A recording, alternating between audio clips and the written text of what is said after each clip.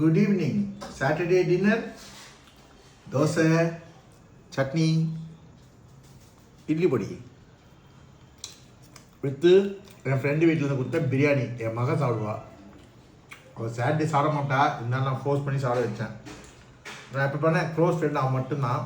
அவன் வீட்டுக்கு போனால் டிஃபன் கேரியில் என் பிள்ளைங்களுக்கு எடுத்து வந்துடுவேன் கேட்டு. வேறு யார் வீட்லேயும் வாங்க மாட்டேன், அவன் வீட்டில் போய் கேட்டுருவேன். அவங்க வீட்டில் ஏதாவது ஃபங்க்ஷன்னா கூட சின்ன வயசில் கல்யாணம்னா அவன் அமுச்சு விட்ருவான். பக்கெட்டில் ரம்ஜானுக்குலாம் கொண்டு தான் அமுச்சு விட்ருவான். 2 ஃப்ரெண்ட்ஸ் இருக்கானுங்க.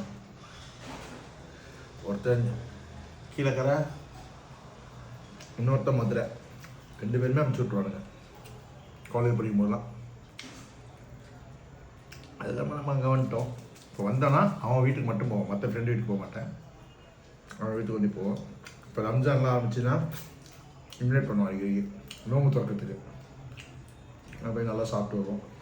என் மகளுக்காக வச்சுருக்கேன். மட்டன் பிரியாணி சூப்பராக இருந்தது. அது இன்னும் தெரியாது, நம்ம என்ன தான் ரெஸ்டாரண்ட் சாப்பிட்டாலும் இந்த பாய் வீட்டு பிரியாணி தான் நிஜம். இன்றைக்கி வேலண்டைனுக்கு என் ஒய்ஃப்க்கு எதுவுமே வாங்கி தரல. ஃப்ரீ பிரியாணியும் வாங்கி எங்கள் ஃப்ரெண்டு வீட்டு அவன் கோச்சுப்பா சொன்னான். என்னோட அப்படின்னு சொல்கிறேன், என் ஃப்ரெண்டுடா நீ அப்படின்னு சொல்லுவான். 1 வாரம் 2 வாரமாக கூப்பிட்டுருந்தான். வந்தோடனே நான் போயிடுவோம். அவன் மகள் கல்யாணத்தில் அவன் பிஸியாக இருந்தான். கல்யாணத்துக்கு தான் போக முடியாமல் போயிடுச்சு.